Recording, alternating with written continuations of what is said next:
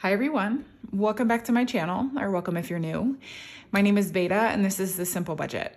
Here on my channel, I show you how my family is using the zero-based budgeting method in order to maintain a simplified financial life. If that sounds like content that you're interested in, I would love it if you would hit the subscribe button and join our little crew here. And with that being said, let's get into today's video.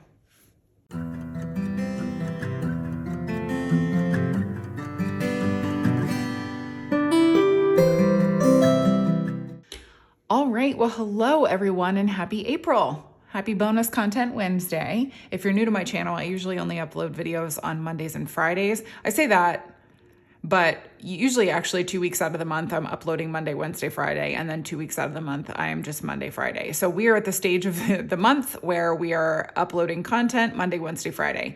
My bonus content today is the April budget with me because we are now in the month of April, which is absolute insanity. I cannot believe we've already passed quarter one. What in the world? This also means that we are going to have to do our emergency fund update. I just realized that. I'm gonna have to put that out soon too. Anyways, sorry, that just like, that train of thought just like happened into my brain. I was like realizing like, oh wow, we've passed quarter one. So we have to give you our emergency fund update. If you're new to my channel, you have no idea what I'm talking about. My husband and I are currently working to save up 6 months of expenses as an emergency fund. So we spent, I'm trying to think, 2023 and part of 2024 paying down just under $60,000 of consumer debt. We managed to do that, I think, by May of last year. Right? Yes, by May of last year. And since then, we have been, because we're kind of loosely following the Dave Ramsey baby steps. If you've never heard of him before, just Google him. He is a somewhat controversial figure in the finance community, but I think he gives a lot of good advice. And I think that, you're an adult and you can make your own decisions on whether or not you want to follow what he says to the letter of the law, or if you just want to adopt some of his wisdom into your own personal financial plan, which is what my husband and I have chosen to do. So anyways, because we are loosely following the Dave Ramsey baby steps, we are now currently working on saving up 6 months of expenses in our high yield savings account. What that means for each person is obviously going to be very different. Our plan is, if for whatever reason my husband ever lost his job, because he is basically our only source of income. If he ever lost his job, we would just kind of pare everything down to the essentials. So like the 4 walls, where we live, what we eat, those sorts of things. And so we've kind of come up with a ballpark figure number that we are saving toward in order to achieve 6 months of surviving without his income. And so that's what we're working on right now. Otherwise, the budget for the month of April is going to look pretty much the same as it has been. Nothing particularly new or exciting, but frankly, that's just the way that budgeting is. Budgeting, like getting down into the boring discipline of doing your budget every month, enables you to do fun and exciting things. And so money doesn't have to be thrilling. It just is a tool and you need to learn how to use it properly. And so that's what we are here for. So got my budget planner here.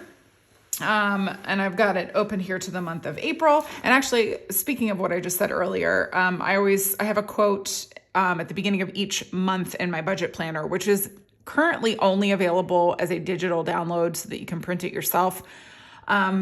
I am still working out my third-party sourcing issues, but updates to come. Anyway, the quote for this month is, "Money is a terrible master, but an excellent servant." And I think that sort of goes in line with what I was just saying, that it is a tool. If you let it control you, it could be disastrous for your life. But if you actually come up with a plan for every single dollar that comes into your household, which is what a zero-based budget does, you can do great things with it. So what we are going to do, I'm just going to pop in here to my monthly budget overview. I'm going to pull this out because it's much easier for me to zoom in when I'm not like, what's the word I'm looking for? When I don't have like a bunch of, when I don't have the binder sitting here, because to me, it just takes up visual space. So anyways, actually I'm going to zoom in. Anyways, I'm going to pull this out and then I'll zoom in and we will get into the actual budget. Here we go. Oh, I just hit my knee. Okay. So we are doing the budget for the month of April. Now, as I mentioned, We do the zero-based budgeting method in our household, and I also mentioned that it means that we come up with a plan for every single dollar that comes into our household. Obviously, we do not use every single dollar that comes into our household every single month. What you do is you break that down into like bills and expenses or immediate needs, or I'm trying to think of like other words that people use to explain like what you are going to spend your money on that month. And then obviously, in addition to that, you kind of want to plan ahead for different areas of spending in your life that may not come up for you that month, but they will come up for you throughout the year, whether it's that quarter or in 6 months or whatever it is. You really, the best way to make sure that you maintain a budget is to make sure that you're coming up with a plan for expenses in your life that you may not be thinking of are going to hit next week, but they're definitely going to hit throughout the year. So think like holidays, birthdays, vacations, stuff like that. Coming up with plans for how to fund those different areas of your life are really what enable you to stay on budget so that you don't have some surprise expense that comes in and then you don't have a plan for that. So I will show you how we do that. As I mentioned earlier, my husband's income is the only predictable, I should say, not continual. He is the only predictable source of income that comes into our house. And then we plan the crux of our budget off of that. And then my Etsy and YouTube income act as a supplement to those things. And so I will also show you how we come up with a plan for that as well. So first up, we've got the income source over here. So we have Mr. Simple, and he will be bringing in, because he is a salaried employee and he's paid biweekly, so we can kind of count on that, $8,843.76. So that's what he will be making this month. As I mentioned, you want to come up with a plan for the immediate expenses in your household. So bills, any like monthly things that are coming out, like subscription services or your phone bill, like things like that, that you want to look at. So that's what we do first. We start with bills and expenses. First up, we've got my mortgage, and that is $2,345.87. And this may be going down this year, actually, which is also exciting. It's all based around like insurance and property taxes and all that kind of stuff. So we're not 100% sure that it's going down, but we're like 70% sure that it will be going down by a little bit, because I think our homeowners insurance premiums are reducing actually, which is surprising. So anyways, we'll update obviously as we know more information. Next up is our water bill, and we are budgeting $120 a month. We try to, with utilities, especially utilities that fluctuate, we try to put a little bit of extra money toward them every single month, so that in the event of like a pricey bill, like in the summertime when you're using your sprinkler more, or if your kids are home and using the bathroom every 15 seconds or whatever, that's going to increase your water bill. It will increase your electricity usage, things like that. And so with our water bill, we try to put a little bit extra toward it every single month so that we can kind of compensate for those high cost months. Life insurance never changes. And so this month, it's every month, $113.24. This will be or 34. Oh, look at me messing up. This will be changing for us soon, but that's obviously not really relevant to you guys. But when it does, you'll see that change. Next up is car insurance, and this one also doesn't really fluctuate too much, I don't think. Maybe a little bit here and there, but nothing extreme. And we're putting $115 toward it this month. Next up, my husband trains jujitsu. Whoops. And so technically this is like his spending money. Spending money would usually go over in sinking funds, but this is a monthly bill that just kind of hits our account. And so I put it over here. If my husband lost his job, jujitsu would be on the chopping block. Even though it's in the bills and expenses column, it is not a priority. So it would be donezo, to quote Kristen Cavallari. Anyways, his jujitsu is $116.10 a month. Next up is our internet bill, and it is $60. This one went up recently, and 57 cents a month. Then we have our phone, and we are finally no longer, I guess, encumbered by our current cell phone provider. And so I think we're going to be switching soon, and this will finally be reduced a little bit. Maybe, we'll see. Anyways, moving right along. If you've been around here for any amount of time, you've heard me talking about it, I think literally for a year. So you're probably like, whatever, Veda, we'll see. We'll cross that bridge when we come to it. Next up is our electric bill. And this is another one of those utilities that fluctuates, and we put $200 a month toward it to compensate for our expensive months, which for us are the summer months when it's super duper hot here in the Dallas-Fort Worth area of Texas. We can sometimes get up to like 118 degrees. So air conditioning is really nice. Next up after that is groceries. I'm still kind of toying with the grocery budget. I am trying to deal with, inflation and growing children and all the rest of it. So this month it's actually getting $19.50.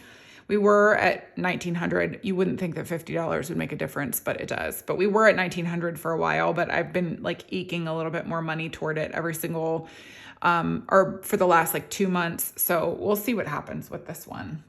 Gas is up next. And this is like gasoline for our car. I'm putting 105 toward it. We put 100 toward it last month, and we spent about that.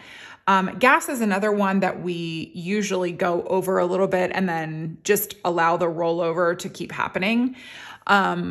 But this month, we were just like, let's just kind of stay in the neighborhood of what we usually spend for now. And that's what we're going to do. In the next couple of months, we'll probably increase this again. But like I said, I've been squeaking some more money over to groceries. And so that's why gas isn't getting what we usually put toward it.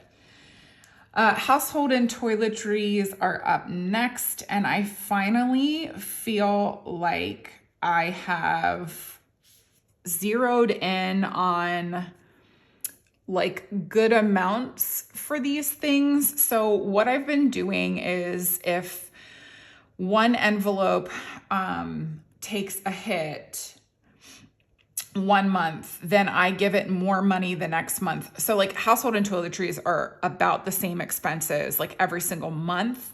But for example, household was taking a hit there for a while. So what I did was, instead of giving them the same dollar amount, I gave toiletries a little bit less and threw a few extra dollars toward household.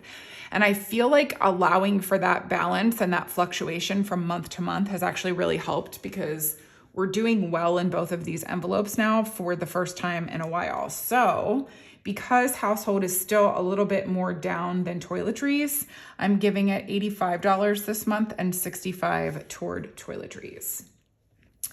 Next up is subscriptions. And this is just, all the things. Apple Music, Hulu, Netflix, et cetera, and it's $61. And then we've got taxes, HOA, finance coach, I'll explain in a little bit, and union dues. Okay. Taxes, the money that we put toward this is just to pay the guy who does our taxes. The HOA expense is self-explanatory. It's an annual charge that we have. It's about $200 a year, so it gets $17 a month. Finance coach and union dues are both specific items toward my husband's job. They don't have anything to do with each other. These line items, I mean. But we get asked about finance coach a lot, I think, because, obviously we're in the budgeting community and people are like, wait, what are you buying? What's a finance coach? Can I have one?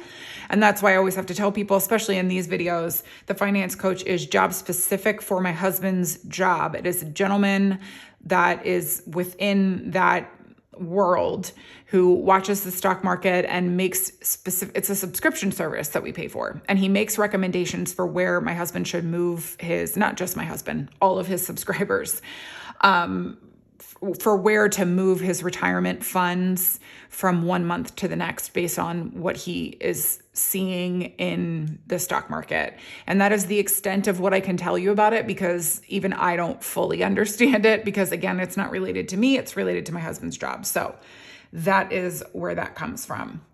And so I'm not like a gatekeeper. If there's information that I can get that's going to benefit my community, I'm absolutely going to be sharing it with you guys. But again, it's related to my husband, or his job. So it's not something that like you could benefit from if you don't have his job. And the likelihood is that you don't. Anyways, moving right along. The total for this section comes to $5,528.88. So that leaves us, I'm going to say roughly like $3,300 left to do things now with sinking funds. And if you are new to this style of budgeting, what is a sinking fund? A sinking fund is a fund that you sink money into every single month so that you have it available when you need to use it. So these are things like I was mentioning earlier, you may not use that budgeting category, or you may not spend from that budgeting category that month, but you will in the coming months. And so this is why you want to have a plan for sinking funds as well. So I'll show you what mine are. The best recommendation that I give in these videos especially is for you to watch a variety of different content creators who are doing budgeting, because I guarantee you that I am not coming up with every possible budgeting category in your household.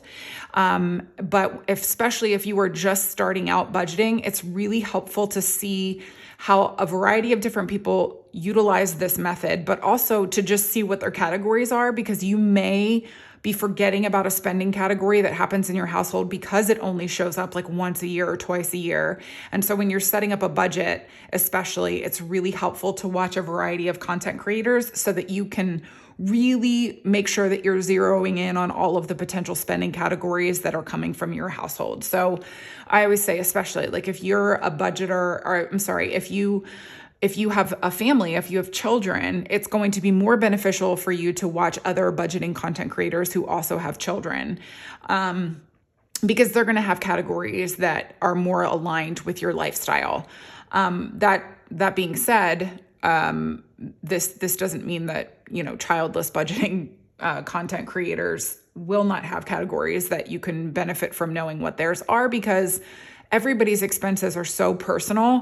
And like, a childless person may have a Disney World category, and you may have children and also have a Disney World category. So it's one of those things that it's so flexible and fluctuating that it really helps to just get like as big of a pool of resources as you can pull together for yourself, especially when you're starting down this road.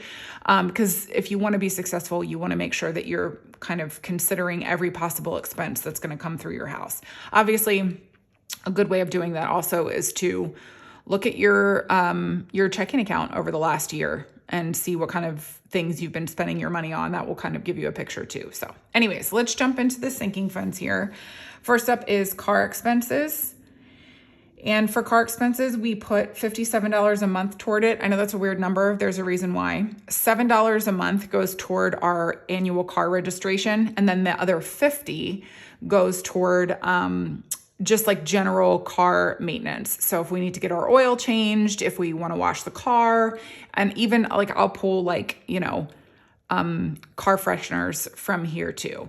And then also what we're doing in our household is building up some of our sinking funds to act as a supplementary fund to our emergency fund. So for example, if the tires go out, or if we need to have like, I don't know, like a belt replaced. I don't know any of the car words. I'm so sorry. If we have to have like a belt replaced or like a gasket or something like that, it would come from car expenses first, and then it would come from our emergency fund if there was additional funds needed. So that's sort of how we're handling it in our household as well. Next up is home maintenance, and it's sort of the same for this too. We don't use home maintenance. We don't spend home maintenance money every single month, but it is helpful to have there for like, I'm trying to think if we need to replace like, oh gosh, what's like a home maintenance thing? Batteries comes from home maintenance. And again, all of these categories are super, super subjective. Like it's really just sort of how you want to classify certain expenses in your house. So like our dishwasher cleaning pods, not like the dishwasher to clean the dishes, but like the dishwasher pods that clean the dishwasher, that we pull from home maintenance, versus like the dishwasher pods that we use to clean our dishes comes from household. That's just like how we choose to do it. So anyways, but again, it would also serve to replace like an appliance if that broke, or if we have to have a serviceman come out and look at our refrigerator because it's acting wonky. Like that comes from home maintenance, and then also from emergency if the dollar amount that we need to spend exceeds what we have in our home maintenance category. So that's why it's a sinking fund. We're putting money toward it every single month, even if we're not spending it, and we allow that to roll over from month to month so that we have it there in the event of needing to use it. So in home maintenance this month, we're going to be budgeting $50. And then over here, what I do, I use this column, not actually for what it's intended. I use this column to write down how I want to supplement it with my Etsy and YouTube income. And so this month I'm going to be adding $50 from my Etsy and YouTube income so that I can make sure that we're continuing to beef this one up, because it really took a hit toward the end of 2024. And so I'm just trying to throw as much extra money as I can toward this so that we can have like a nice build up in here, because this is the one like emergency fund supplement category that is not as built up as we would like it to be. So that's why I supplement it. Next up is medical. And medical is going to be getting $100 in the month of April, and I'm going to be supplementing at $25 with my Etsy and YouTube pay. Clothes is up next, and I'm just budgeting $50 a month, or $50 this month, and I'm not actually supplementing it with Etsy and YouTube because we're actually doing okay with clothes right now. I will probably supplement it even next month, but you'll see further down the line here, there's another sinking funds category that I'm going to be supplementing big time in the month of April, and so I decided to take a little pause on clothes. Next up is haircuts. And haircuts is getting $80 this month. This covers haircuts for my husband, my son, and my daughter. And so my husband gets a haircut every single month. My son and daughter are less frequent. And so this will make sure that we have money for my husband's haircut and a build up for the kids. Next up is his. This is the remainder of my husband's spending money that is left after he spends money on jujitsu every single month. And so he gets $50. And hers, I have split up between 3 different categories. I break down those categories on my own, but I get a lump sum of $175 every single month. This is going to be going up soon. I will explain why in a future budget with me. But for those of you who were my ardent defenders of me not having to use my spending money on my haircut, it is going to impact that. So that's why this will be going up soon. Anyways, I break this $175 down on my own time, and then you'll see in my future cash stuffings, like what each of those categories are and how I fund them, throughout the month. Next up is dates, and it's getting $30 this month. I'm not sure when our next date is going to be, but it's just nice to throw a little bit of cash at it here and there so that we can enjoy each other's company from time to time. Next up is family fun, and it's also getting $30 this month. This one is one that we'll start putting a little bit money toward, probably starting in May, actually. But I also supplement this with Etsy, or usually with my YouTube paycheck. So it's not like it's not being supplemented. I just don't do a planned supplement. It's just sort of like whenever I'm looking at my YouTube paycheck and I sort of decide how I want to split it up, I throw some money at Dine Out Dates and Family Fun. Dine Out is not on this because it's completely like extra in our house, super duper low priority. And so we don't even budget money for it. But I do supplement it with Etsy and YouTube just because if I want to have a few bucks in there to take my kids to like Chick-fil-A every now and then, it's nice to be able to do that. So anyways, moving right along, gifts is getting $50 this month, and I'm supplementing it $100 with Etsy and YouTube. The reason for that is this. Mr. Simple and I were invited to a vow renewal barbecue. I mentioned it in, I think, Monday's cash stuffing over this past weekend. And even though we knew it was coming, I completely forgot to budget for a gift for the couple. So that doesn't mean we didn't buy them one. We did. We bought them a very, very lovely bottle of champagne. But we're sort of supplementing that expense by giving it more this month. And also my brother is getting married this month. And so I wanted to make sure that we had money in there for a gift for them as well. So that's why gifts is getting so much. And that's why I didn't supplement any of my other categories up here, because I knew I really wanted to throw some extra money at gifts as well. There we go. Moving right along. We are on Partay next. Partay is a category of our budget that funds birthday parties for our kids. And then if we ever have people over for like a backyard bonfire or a charcuterie and wine night, it will pay for that. So it's getting $45 this month. Next up, we have school things. And because we're doing so well in this envelope, I just decided to budget $20 this month. And that's mostly to make up for the fact that I was budgeting $50 in gifts, because that's usually more than we do. And so school things could take a hit because it's doing so well right now. Next up are our little holidays. We've got Valentine's, Easter, Halloween, and Thanksgiving. And obviously we don't spend a lot at each of these holidays, so they don't get a lot every single month. They only get one stuff a month. So Valentine's Day gets 5, Easter gets 7, Halloween gets 12, and Thanksgiving gets 30. Yeah, there's really nothing else to say about that. It's just such a small amount that we're saving for every year that it's unnecessary to spend more than this much every single month on it. But it's important to factor these things in, because when you're making an Easter basket, you don't, like, the money doesn't come from nowhere. You have to have a plan for it. So that's why we do it this way. Next up is Christmas. Christmas is not a little holiday, and we do not spend a small amount of money on it. It gets $275 every single month. The nice thing about this way of budgeting is that we take this money and we put it in a high yield savings account so that it's earning us interest throughout the year until we get to that holiday. And so it kind of helps pay for itself in that way too. Of course, right now, all of our extra interest in our high yield savings account is going toward our emergency fund, because that is a high priority in our lives right now. And then last, and well, it's not last, but the last two categories are our pool membership, which gets $32 a month. We pay for an annual pool membership at our local pool every summer. My kids are still the age where they enjoy it. I will never not be the age that I enjoy it, because sitting in the sun and reading a book is quite a favorite pastime of mine. So anyways, and then next up last up is vacation. And vacation gets $220 a month out of our budget. And then I supplement it $30 from Etsy and YouTube, because I really want to make sure that it gets $250 a month.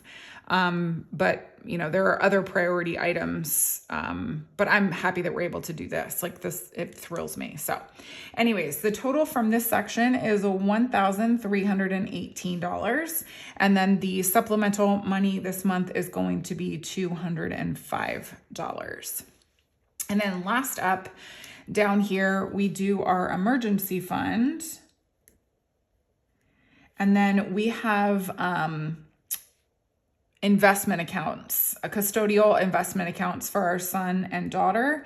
And so we contribute $25 a month to each of their investment accounts, and they'll be able to use it for college or trade school or whatever it is. That's sort of why we started doing this investment. And so what remains actually after our bills and expenses section, our sinking fund section, and the $50 for our kids investment accounts, goodness, I lost my English, was $1,946.88. Now, our goal every month is $2,000. And so what I will be doing is supplementing the remaining $53.12 with my Etsy and YouTube pay. I usually go over this, but not by too much. But I always make sure, like hitting the emergency fund to $2,000 a month goal is like the highest priority in our home right now. So I definitely make sure that I do that. And then all of this, so this section is $1,996.88. And so this accounts, all three categories here account for the total of $8,843.76 that is going to definitely come into our house this month. And I always have I budget and stuff my Etsy and YouTube income completely separate and apart from this, which, by the way, next Wednesday will be my Etsy and YouTube stuffing from the month of March. So stay tuned for that if you're interested. But if you want to see how we handle the supplementary income, that's sort of, the video to watch of mine. But this is how we handle and budget and account for the single main source of income that comes into our home to make sure that we are covering all of our immediate needs and then our future needs as well. And this is how you do a zero-based budget. There's not a single penny left unaccounted for. We love doing this. And if you're new here, I cannot encourage you to do this way of budgeting anymore. It is the best method for coming up with a plan that you can stick to, for accounting for the money that you need for your immediate household needs, and then for the money that you're going to need throughout the year. And if you discipline yourself to do this every single month and you stay on budget, that's also super key. Tracking your expenses, which I do those videos every Friday. Tracking your expenses and staying in budget and controlling your spending.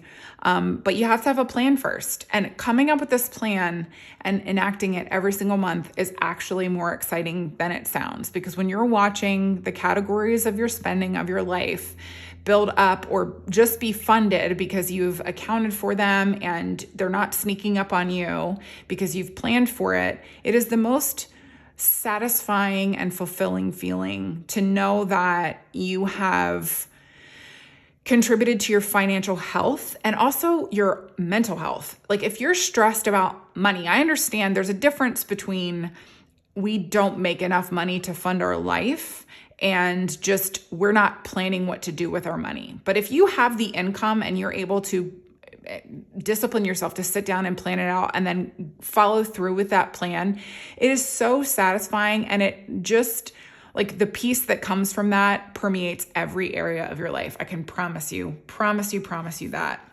if you stick to it. So anyways, I will be done. I will zoom back out and we will finish out this video. All right, everyone. Well, like I said, that's going to do it for me for today's video. I hope that you took some encouragement from this. I hope that if you're not budgeting, it encourages you to budget and to come up with a plan for the money that's coming into your household so that it is a servant rather than a master. And I will be back with you guys again on Friday. Like I mentioned earlier, also, the expense tracking is the most important part after you've come up with the plan, because staying in budget is what's going to help make all of this possible. So I'll show you how we do that in our household, especially in a household like ours where we do the cash stuffing method, but we only do it for about 50% of our budgeted items. So you'll kind of get to see the process of how we make that all work by doing a 50-50 cash stuffing / digital method. So anyways, stay tuned for that one. I hope you guys have a great rest of your Wednesday, and I will be back here with you again on Friday. Bye, everyone.